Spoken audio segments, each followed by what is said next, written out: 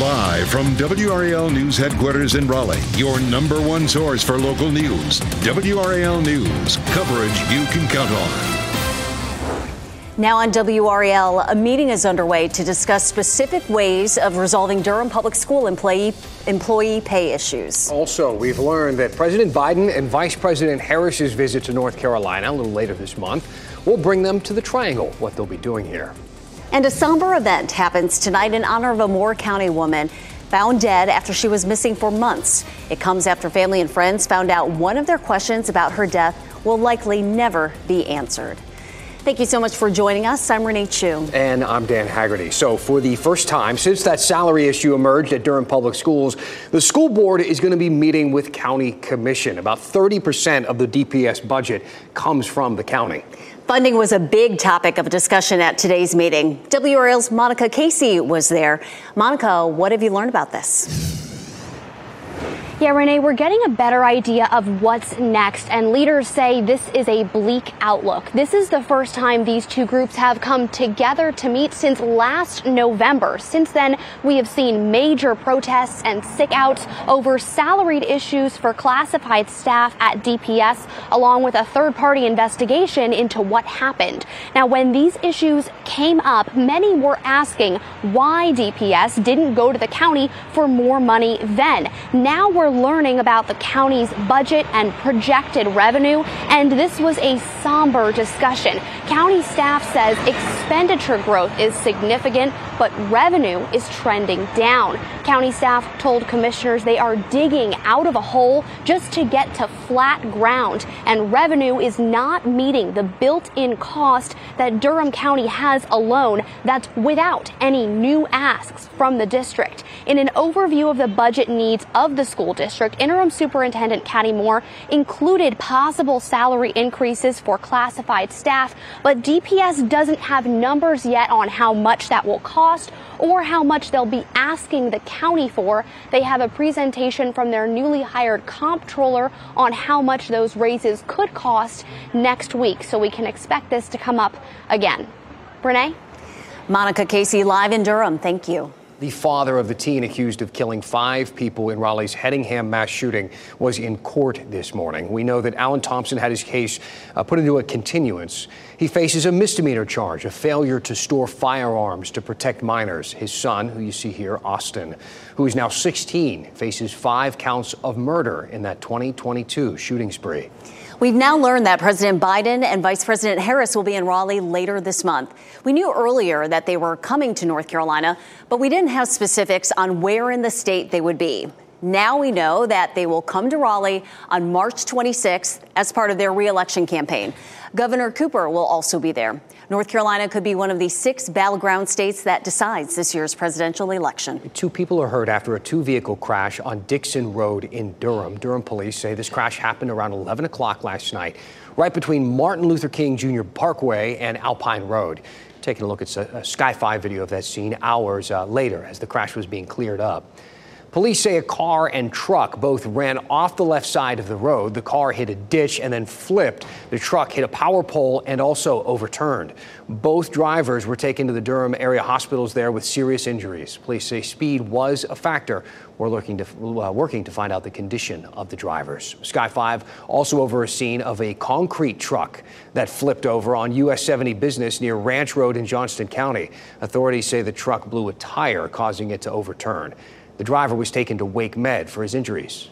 A cold front will arrive tomorrow afternoon and bring us a quick round of showers. Meteorologist Elizabeth Gardner is in the WRAL Severe Weather Center with a look at when you'll see rain. Elizabeth. This looks a little more serious when we take a look at the wide view. We have this warm front. You can see this orange shaded area. That's where we have a severe thunderstorm watch in effect. And then all the yellow boxes popping up are severe thunderstorm warnings. And we've had some tornado warnings too along this warm front. But notice how far north that is compared to where we are. All that is going to continue to track northward. And what what we'll see tomorrow is this cold front. Now, notice there's not much activity along the cold front, and that's the way it will be as it moves through here. The rest of the day today looks beautiful, and we'll start off with some sunshine tomorrow morning. That's 11 and that's 12. We get to, say, 3 or 4 o'clock in the afternoon, and we start to see a few isolated showers, maybe a rumble of thunder, but you can see there is not much coverage of rain as we get through tomorrow afternoon. The front itself will move through during the evening, and there could be a quick sprinkle with that, and then we start to see some clearing behind that. Saturday looks fairly dry, and so does Sunday, but we'll be watching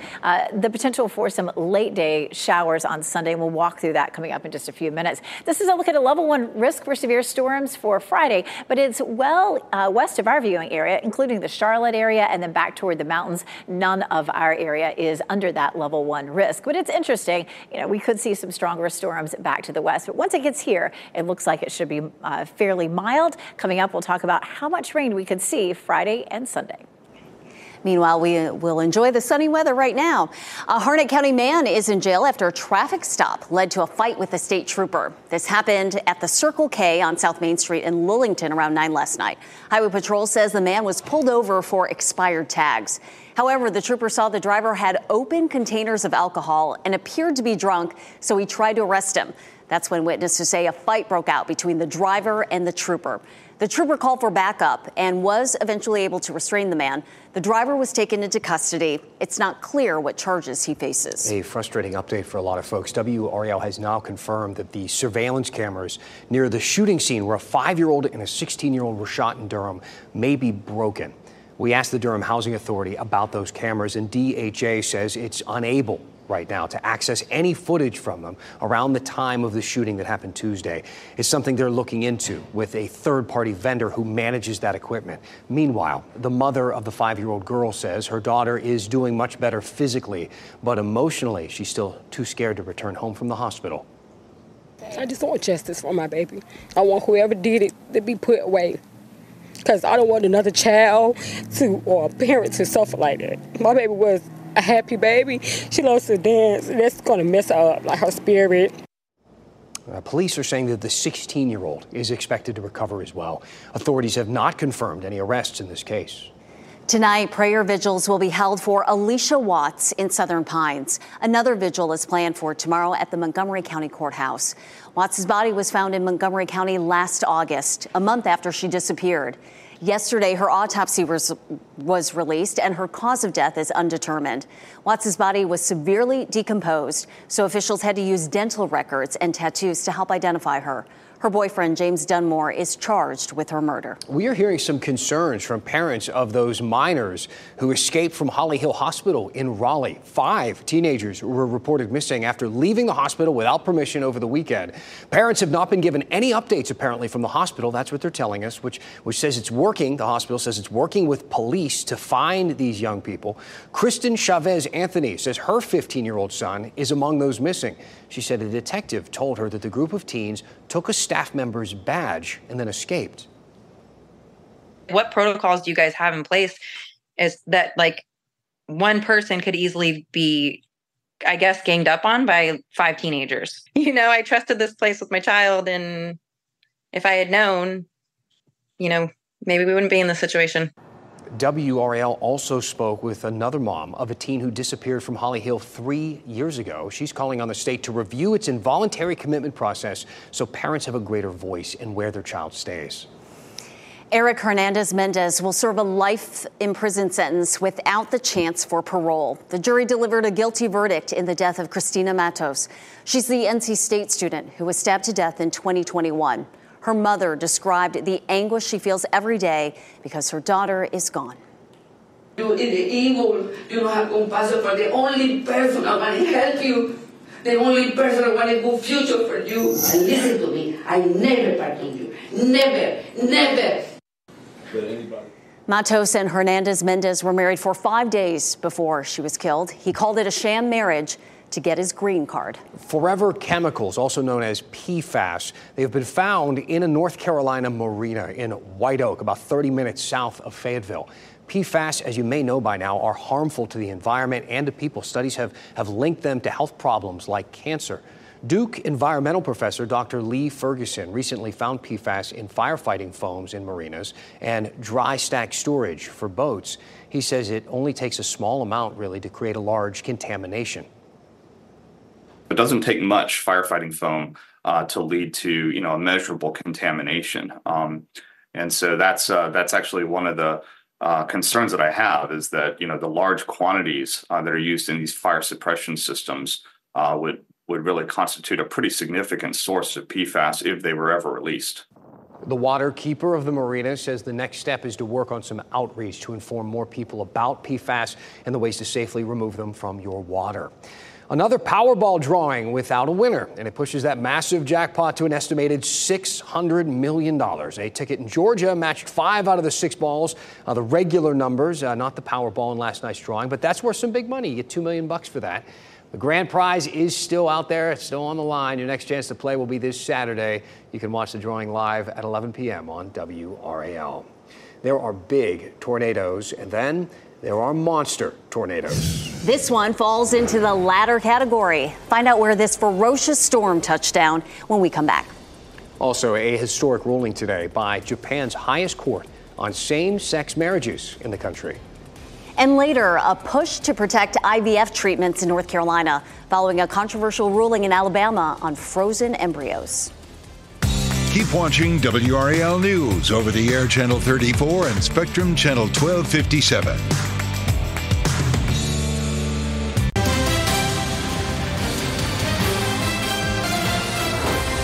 A sentencing date has been set for the armorer convicted of involuntary manslaughter in the Rust movie set shooting. Hannah Gutierrez-Reed is set to be sentenced on April 15th. A New Mexico jury found her guilty last week of manslaughter in the 2021 shooting that killed cinematographer Helena Hutchins. Actor Alec Baldwin was holding the gun. Gutierrez-Reed was found responsible for the fact that it had live ammunition, not blanks. She faces up to 18 months in prison. Her attorney says they plan to appeal the verdict. It's amazing. The Olympics are almost upon us. They've been sneaking up in the background of everything else we've been talking about. Less than 5 weeks away now from the start of the Olympic flame relay ahead of the Paris Games. That flame will be lit on April 16th at the birthplace of the Games in Athens. There's something romantic about that, From there, the first torchbearer will start an 11-day Greek relay. The flame will be taken by ship to France and then cross the Atlantic, Indian, and Pacific Oceans to visit 6 French overseas territories. The lighting of the Olympic flame will happen on July 26th at the Games opening ceremony there in Paris. And Paris is pledging to have the greenest Summer Olympic Games ever. Now, many nations are considering installing their own air conditioning systems at the Olympic Village. Paris is expected to have soaring temperatures again this summer after reaching a record high last year. The city's mayor says the buildings in the village have been designed in a way that lets in minimal sunlight and a cooling system that draws water from underground. The Olympic Committee from Australia, Brazil, Canada, and Norway are some of the few who believe this system will still not be enough. We've also got about 150 athletes outside of the village in the sub-sites and the satellite villages as well that we need to contend with. So it's a massive logistical piece. But yes, we're looking at portable air conditioners to offer the athletes should they choose to, if it gets hot, if it's comfortable. Some people don't like to sleep in air conditioning. They like to sleep in room temperature. Those people who like to sleep in room temperature, maybe Olympic athletes. I don't know any of them. Several other delegations have stated that they fully trust that air conditioning will not be necessary at the Games, but we'll see. A high court in Japan has ruled that a government ban on same-sex marriage is unconstitutional. It's a landmark decision for the LGBTQ community in Japan. The high court ruling upholds a lower court decision in 2021. It's the first time a high court in Japan has made such a ruling. Similar lawsuits have been taking place across the country, but the outcome has differed by region. Japan is the only country in the G7 that does not allow same-sex marriage. Now take a look at your screen and see just how massive this tornado is. This is in Kansas. That tornado was on the ground near the city Alta Vista. Severe weather swept across the state last night. And at this point, no damage or injuries have been reported. That is amazing. Scary. Let's pivot. Let's talk outside today. This week, It has been absolutely gorgeous. Our weather has been amazing. Elizabeth Gardner joining us now. I wish I were one of the people behind you out there on the golf course.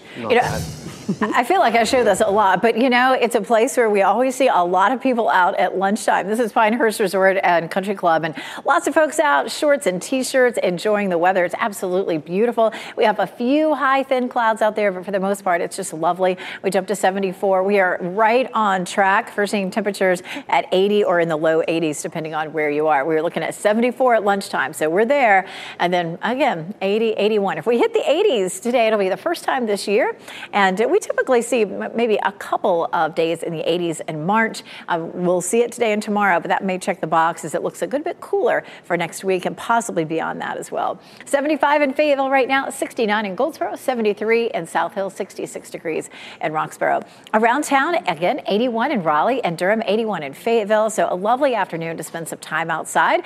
We look ahead to tomorrow, and we do have that system headed our way. We saw that giant tornado from Kansas. That is associated with the system that's headed our way. But the severe storms, as I showed you earlier in our newscast, are all going to be well to our north. So we see some showers approaching, most likely mid-afternoon. There's 2 o'clock. We're still fairly dry at that point. And just a couple of showers come drifting across the region. Maybe 1 or 2 of those produces a rumble of thunder, but I wouldn't expect anything severe. There's 5 o'clock, and it's mainly dry for the evening commute. When the cold front itself comes through during the evening, we might have another quick shower that fires up along with that. But again, you can see, very little coverage for us with this storm. And again, we do have the level 1 risk for severe storms from Charlotte westward, but none of that is covering our viewing area. Just a 30% chance really tomorrow. A lot of us will end up being dry, but if you do happen to be out during the evening, it may be nice to have the umbrella just in case you run into one of those showers. Saturday, a very slim chance of a shower early in the morning. I'll show you that on Futurecast coming up. And then late in the evening on Sunday, again, a slight chance of a shower.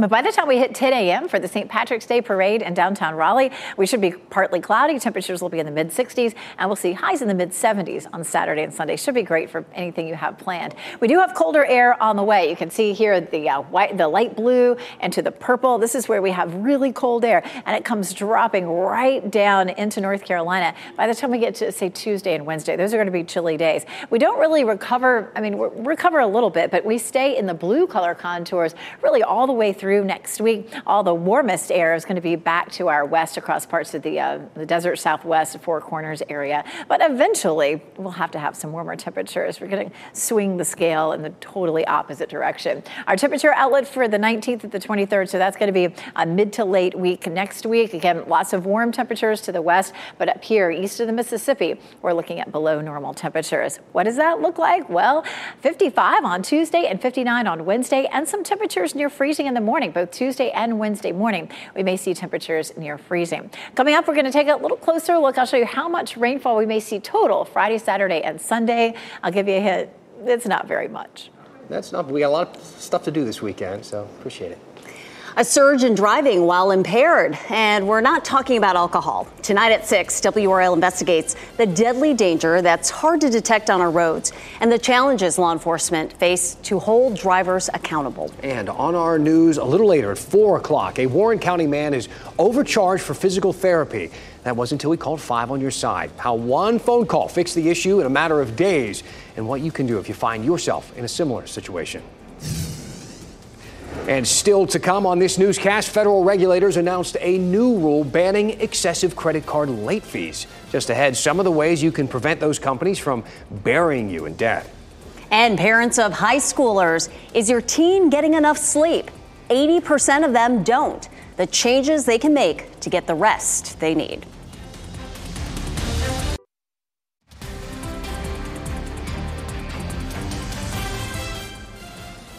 A beautiful Thursday, a little look at Fenton. They got rid of that ice rink out there. Makes sense, especially with the weather we have this week.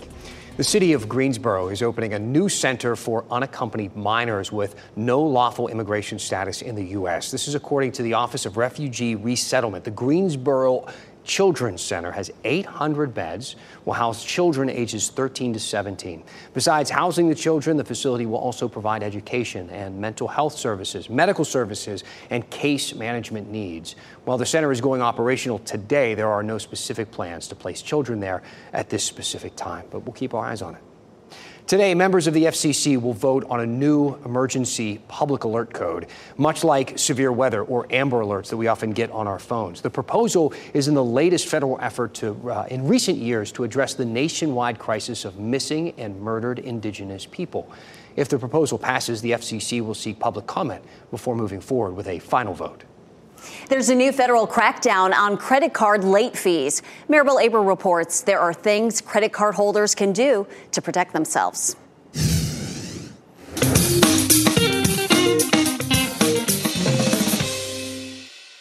The Consumer Financial Protection Bureau just announced a new rule banning excessive credit card late fees. And for millions of consumers, it's welcome news. The CFPB says 45 million cardholders are charged late fees, and it estimates for households the change could save as much as $220 a year on average. The new rule comes as consumers are having a harder time managing debt with prices and interest rates high. CNBC recently looked at the impact the late fees can have on your credit score, and in turn, those credit scores can have a huge impact on your ability to borrow and secure the best possible interest rate. The national average for a credit score is now 717, according to FICO. That's down a point from where it was a year ago, and it's the first drop in the national average in more than a decade. The dip comes as missed payments have been increasing as household budgets are squeezed by higher prices. Staying on time with payments is critical to keeping a good credit score, and CFPB says not making required payments can lead to extra interest being charged. And credit lines can also be cut as a result, as well as late fees being imposed. For more on the impact on late fees, check out the full story at CNBC.com. Two of the Triangle's top chefs will square off tonight in a culinary competition benefiting a couple of local charities. They are Chef Alejandro Uribe of NC State's University Club in Raleigh and Chef Harry Mons from Lula and Sadie's in Durham. The chefs will be showcasing their skills in the Cooking for the Kids competition tonight at 1705 East in Raleigh. The event also features a silent auction and a raffle for Pappy Van Winkle bourbon. Proceeds from the event benefit the nonprofit Overflowing Hands and the Pay What You Can restaurant, A Place at the Table in downtown Raleigh. For more information, check out cookingforthekids.org. The American Cancer Society is hosting its second annual Discovery Ball to fight against cancer. This year, they are recognizing Elizabeth Alexander at the ball. Alexander was diagnosed with stage 4 colon cancer in 2022. She's undergone 26 rounds of chemo and multiple surgeries. The American Cancer Society says she's facing her battle with courage, grace, and faith. You can help honor her by attending the ball. It's happening tomorrow night at 6 o'clock, and WRAL is a proud community sponsor of the Discovery Ball. The U.S. House approved a possible ban on the popular social media app TikTok. The bill now goes to the Senate, but because so many people rely on this many times for their own businesses, there are folks who are concerned about it going away. I think you're going to be taking a lot of those connections away from people. Coming up, you're going to hear from social media influencers here in the Triangle who worry this could affect their livelihood. Also ahead, it's a nasty disease that just keeps rearing its ugly head. Federal health officials are warning Americans to take precautions against it before they travel abroad. And let's take a look at some winning lottery numbers as we head to break.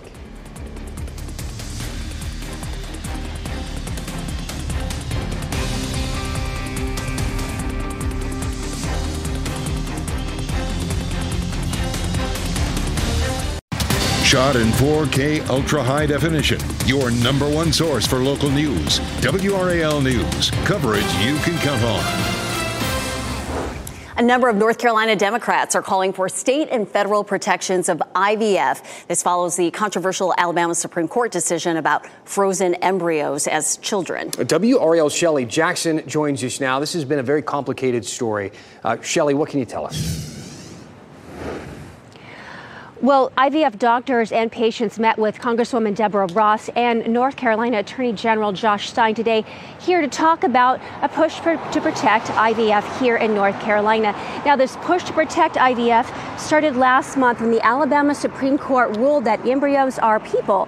Many IVF clinics paused treatment, not sure what that would mean to their practice or to families using IVF. The state legislature has since passed a law to provide a carve-out for IVF, but there is a push by some anti-abortion groups to provide guidelines and establish clear legal framework that could push limitations on the industry. Now, IVF is legal here in North Carolina, and House Republicans say it's safe, but a Democratic leader says you can't take that for granted. I don't think that we'll need to do that. You know, we dealt with the life issue this year. I think we adopted a bill that made sense. When the Dobbs decision overturned Roe versus Wade, we saw the risks coming. We knew that reproductive freedom was on the line. Unfortunately, in North Carolina and throughout this country, we've seen these fears play out. Now, 11 states have a fetal personhood law on the books. 16 other states are considering one. North Carolina is not one of them. All right, Shelley Jackson with the latest. We'll stay updated on this one. Thank you. A bill that could ban the popular social media app TikTok is now headed to the Senate after passing the House. Lawmakers on both sides of the aisle have highlighted TikTok use to be a potential national security risk. The Beijing-based company ByteDance owns TikTok, and some lawmakers say the social media app provides the Chinese government with ready access and influence over the U.S. We're hearing from local influencers who say that the ban could affect their livelihood and hurt businesses across the area. So we actually use this platform not only to amplify, local businesses, but actually the brand deals that we have that we've connected with as well. They're using it to amplify connections and expand their business. Around 170 million Americans currently use TikTok. The influencers we spoke with tell us if the app is banned, they will have to move to other social media platforms. Tonight, Carytown leaders are expected to vote on a new program that helps people who were forced out of their homes by redevelopment. The town partnered with Dorcas Ministries to create an affordable housing program called Stable Homes Cary. It will cover the cost of relocating people when there is large-scale redevelopment. Chatham Estates Mobile Home Park is one of those neighborhoods affected. 100 families are in danger of losing their homes when the mobile home community is sold. Many of those families are expected to show up at tonight's meeting. Drivers can now renew their driver's licenses at 3 grocery stores across the state in these new self-serve DMV kiosks that are available at 3 Harris Teeter stores, one in Raleigh, another in Fayetteville, and the third down in Charlotte. The DMV representative demonstrated how this works. You see him here in the video. It took him 3 minutes to get a new duplicated ID. The kiosks allow people to renew their driver's licenses or state IDs, to print a temporary certificate, and even get new tags. Will you use it? Yes, absolutely. Absolutely. And I would encourage my friends that I know that are about to renew their license or get a license, whatever, I'd encourage them to try it out too. If I heard that it was reliable, that you could actually go in and do what you wanted to do. So I don't need to be more frustrated. Well, it could be more frustrating than waiting in line. The state DMV plans to add 20 more of these kiosks at stores across the state a little later in the year. We are now just under 2 days away from the annual St. Patrick's Day Parade in downtown Raleigh. It kicks off Saturday morning at 10 on Fayetteville Street. The parade will not include motorized vehicles. Last year's Christmas parade in November did not include vehicles as well. That's because of a series of events stemming from the death of 11-year-old Haley Brooks during the 2022 Raleigh Christmas parade. Jeff Hogan will be the Grand Marshal for this year's St. Patrick's Day Parade. UNC Health has signed a new long-term agreement with Blue Cross Blue Shield of North Carolina, the state's largest health insurer. The deal provides stability and peace of mind for people with Blue Cross Blue Shield insurance. UNC Health is still negotiating an out-of-network situation with United Healthcare. That contract expires April 1st.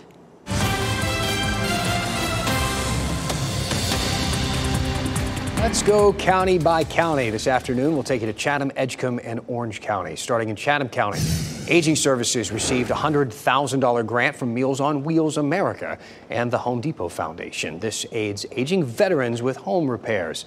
The program has served 64 veterans so far, with repairs done by Rebuilding Together of the Triangle. Contact Chatham County for assistance, or you can visit their website. Edgecombe County now, the community college there, will host a job fair for students and the community tomorrow. All majors are welcome at this. There are opportunities in healthcare, law enforcement, business, construction, government, so much more. Applicants should bring 50 resumes and try to dress professionally. That's tomorrow from 9 a.m. to 9 a.m. to 12 p.m. in the Fleming Building on the Tarboro campus.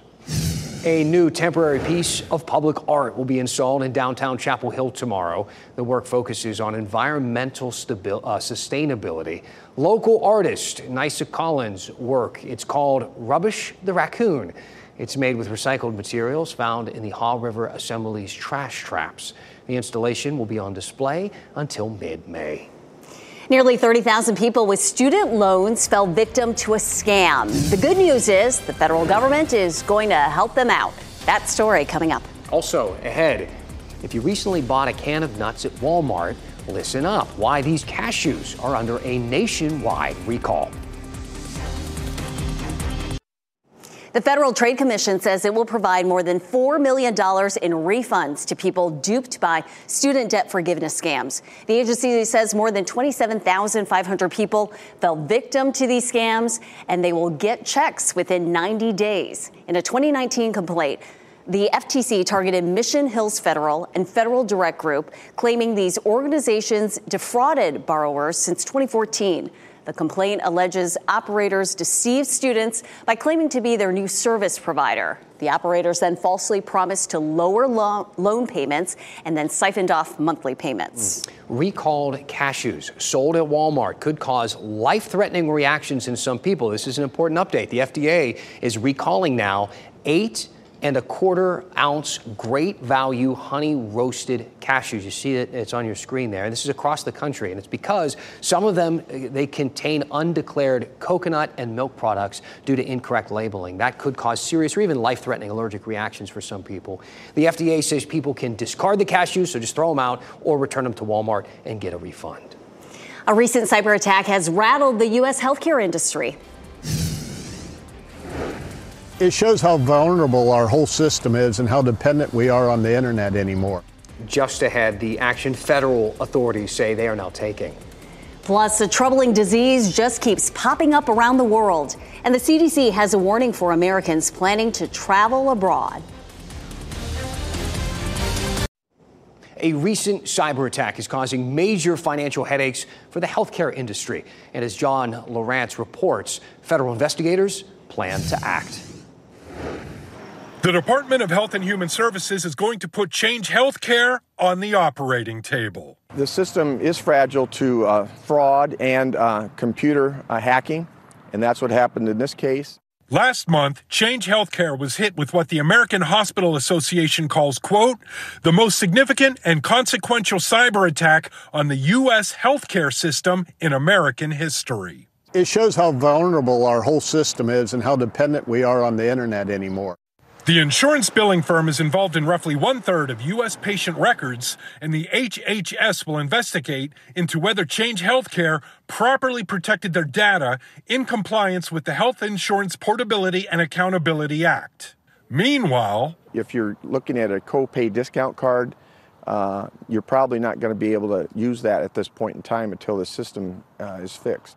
The hack has disrupted medical payments from insurance companies to health providers over the past few weeks, and that's leaving some clinics strapped for cash. It's very disheartening because we want to deliver the medications to our patients that we serve. A spokesperson for Change Healthcare and its parent company United Health Group tells CNN it will cooperate with the HHS investigation. I'm John Lawrence reporting. Officials at Change Healthcare say the criminal group Black Cat is responsible for this hack, and the Justice Department has previously said that the organization has been involved in other ransomware attacks worldwide.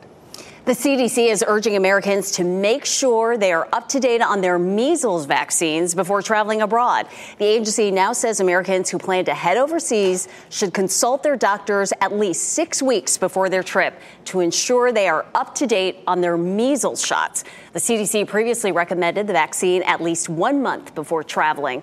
The agency's decision to update guidelines comes as measles outbreaks grow in Chicago and around the world. Russia and Malaysia are the latest countries to be added to the CDC's map of 46 countries facing measles outbreaks. A new poll finds 8 in 10 teens do not get enough sleep, which can lead to depression. Teens need 8 to 10 hours of sleep each night. The Sleep in America poll by the National Sleep Foundation shows teens struggle due to school, work, and screen time. So ways to get better sleep: get regular exercise, avoid caffeine and any heavy meals before bed, and try to have a relaxing bedtime routine. That does not include scrolling on your phone, right, or playing video games. Come on, we know why. What time's high school start? High school starts around 8 a.m., 8:15, something like that? Pretty early. Yeah, so some even 7 o'clock or so. So that would be a pretty early bedtime for a sophomore or junior in high school, but they need it. And it's tough when the sun is still up, although I do like the longer days, Elizabeth. I'll tell you what, as a parent of a teenager, it's all hard. It's really hard. You need to go to bed, you need to go to bed, you need to go to bed. And you're just like broken record, just like blank stares. I don't know. I never thought that, I thought my kids are going to do what I tell them to do, right? Oh, anyway, we digress. It's gorgeous out there right now. Get some exercise today. Phenomenal. Apex looking good. Chapel Hill, just a few high, thin clouds out there. That's, of course, courtesy of Top of the Hill restaurant. Let's take another look at the weekend. Today's just nice and quiet. We'll see a high of 80, 81 degrees. Tomorrow, temperatures will be warm, too. We'll end the day with a chance of a shower or maybe an isolated thunderstorm. But the amount of rain that we end up seeing Friday will be minimal. Same thing Saturday. Some of the long-range models are still showing a little bit of light rain very, very early Saturday morning. And then again on Sunday evening after sunset. Temperatures this weekend still mild, but we'll end up with a bit more cloud cover than we've seen the last couple of days. We do have some severe storms that have popped up just south of our warm front. All that is sliding eastward pretty quickly, but we're just starting to see right here along this stationary front, or this trough, which is the brown hatched line, just beginning to see some storms developing here in Oklahoma. That is a tornado watch. And so we'll actually see the cold front, which is down to the south, sliding through here tomorrow, but we're not likely to see that level of severe storms. As a matter of fact, we're not likely to see any severe storms at all. We'll start tomorrow with some sunshine. By lunchtime, we start to cloud up a little bit. This is really going to get disrupted as it moves across the mountains. And again, severe weather is not likely for us. There's 2 o'clock. Once we get to 4 or 5 o'clock, we see a few isolated showers or maybe a little rumble of thunder moving across our area. But again, just not much happening for us. There's 5 o'clock. It looks like it'll be a fairly quiet commute in terms of weather. The cold front comes through. There may be a few sprinkles along with the cold front or maybe just after. And then you can see at 8 a.m. on Saturday, a little bit of cloud cover, and then we'll see some nice clearing, and the rest of the day looks nice and dry. Earlier, of course, I showed you this as well. No changes here. A level 1 risk for severe storms from Charlotte westward, but none of that is in our viewing area. Let's jump ahead to Sunday and take a look here. Sunday morning, we're nice and clear, but once we get closer to lunchtime, we start to see the clouds thickening up. And in the late afternoon or closer to sunset, we may see an isolated shower that pops up across the area, and then it's likely to be out of here by Monday morning. So a 30% chance on Friday, maybe a quick shower early, like before sunrise on Saturday. And then on Sunday, around 5, 6 o'clock, we may see a few isolated showers starting to work through. But all 3 days combined, we're looking at anywhere from about 1/4 of an inch less than that, maybe a few hundredths of an inch to 1/4 of an inch. So it's really not much rain all 3 days combined. But we've had enough rain to see a change in our drought monitor. Last week, we were seeing abnormally dry conditions up and down most of the I-95 corridor. That has really shrunk and moved eastward, and that moderate drought area has also shrunk a little bit too. So we're still looking pretty good in terms of our drought monitor. The latest pollen count that just came out about an hour ago is moderate for trees, cottonwood, and maple. But with the cooler temperatures, we may see those pollen counts starting to drop off a bit. After 80s today and tomorrow, mid-70s over the weekend, but we're back to some chilly temperatures Tuesday and Wednesday, highs in the 50s, lows in the 30s. Elizabeth, thanks. Still ahead, what's believed to be the rarest stamp in the U.S. could be yours. Big if, you have the cash for it. Coming up, what makes this particular stamp so unusual and how much it could fetch at auction. And you could buy it if you win the Powerball. Let's take another look at those numbers. A reminder, the prize for Saturday's drawing is now up to $600 million. You can watch that drawing live on WRAL at 11 p.m. As we wrap things up, here's a look at a few of the headlines we're following today. For the first time since the South salary issue emerged at Durham Public Schools. The board met with the county commission. This is significant. The interim superintendent was there, gave an overview of the budget needs for the school district, which include possible salary increases for the classified staff. Commissioners warned their budget is already strapped with increased spending and a drop in revenue. No decisions were made today. It was just a discussion. But it's worth noting about 30% of the school district's budget does come from the county. At least one of the teenagers who escaped from Holly Hill Hospital has been found. He's one of 5 that left the hospital over the weekend without permission. One mom told WRAL a detective said the teenagers took a staff member's badge and escaped. Parents are calling on the state to review its involuntary commitment process so parents have a greater voice in where their child stays. Some new federal court documents now link a Raleigh shooting that killed a 24-year-old to a weapon that was bought at a local gun show weeks prior. 24-year-old Amari Goss died after he was shot in February along Pool Road. The federal paperwork says that the gun was purchased legally and then given to someone else who is not legally allowed to own a gun. It's called a straw purchase. 2 people were charged with murder, including a 14-year-old. The rarest U.S. stamp is likely to fetch millions of dollars at auction. Take a look at this. It is the 1868 1-cent Z Grill. It features a profile of, you know him, Benjamin Franklin. Not only was he a founding father of this country, he was also the nation's first postmaster general. I forgot about that fun fact. There are only 2 known copies of this stamp. The other one is held by the New York Public Library. And the one going for auction belongs to billionaire investor Bill Gross. That could sell for up to $5 million. And that would make it the